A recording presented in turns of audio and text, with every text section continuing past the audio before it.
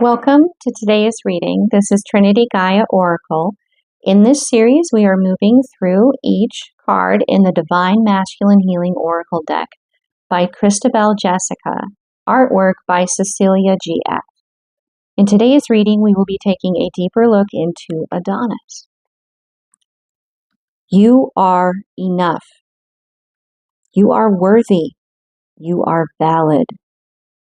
Gaining confidence will help you turn inward to find the answers. Adonis, the Greek god of beauty, was born as a result of an encounter between Myrrha and her father, King Thais.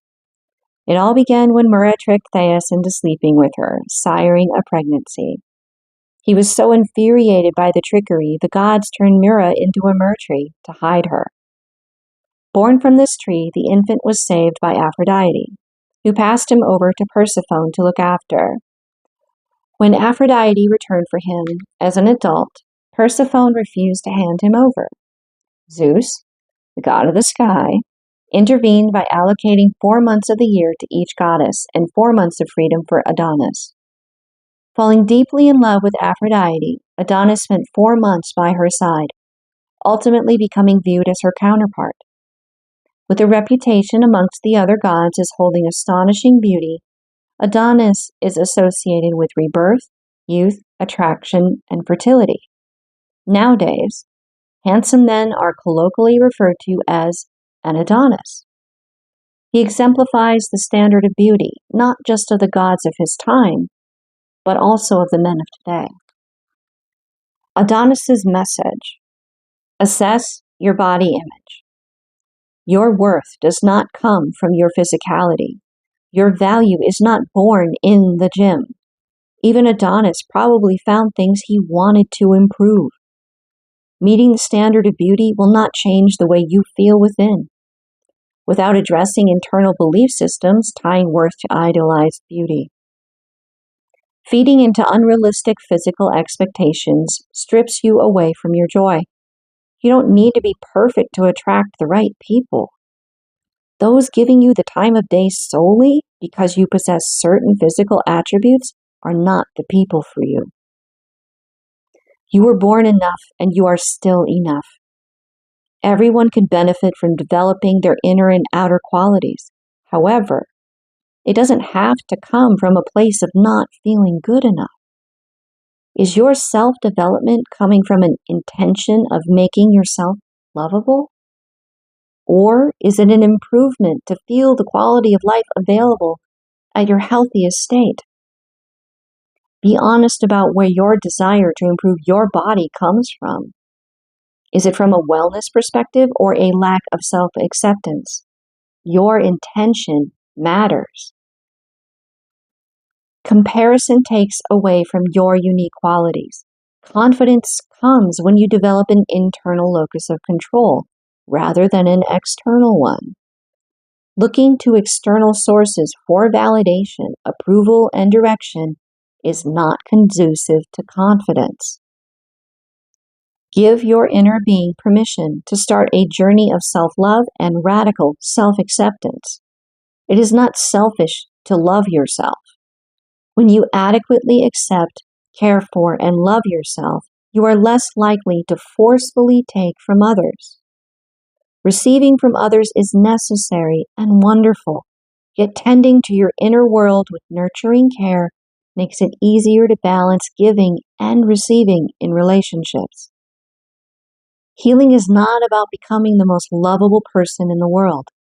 It's about accepting and loving the worst parts of you, too.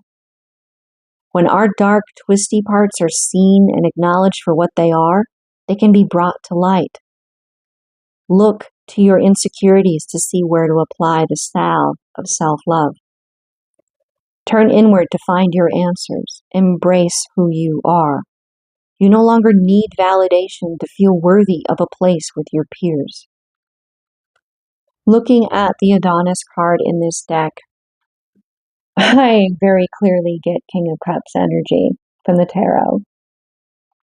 The beauty is a means of keeping distance. Even though this individual is surrounded by water.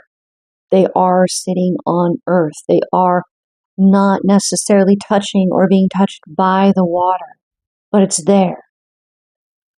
It's like they feel untouchable, like they can't really give of love. And that can be because the only one that's meant to be able to inspire that is their counterpart, Aphrodite. And there is a very, very clear image of the moon. So there's shadow work.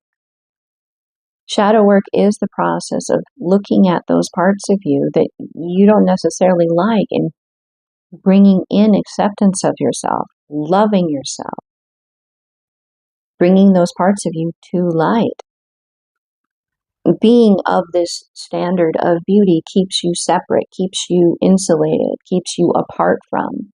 If you're identifying with the King of Cups, it is that separation, how rare it is for the King of Cups to give of their own love, of their own connection, their own heart. There's a duality in that. While the beauty is attracting, it is also a means of keeping others at bay.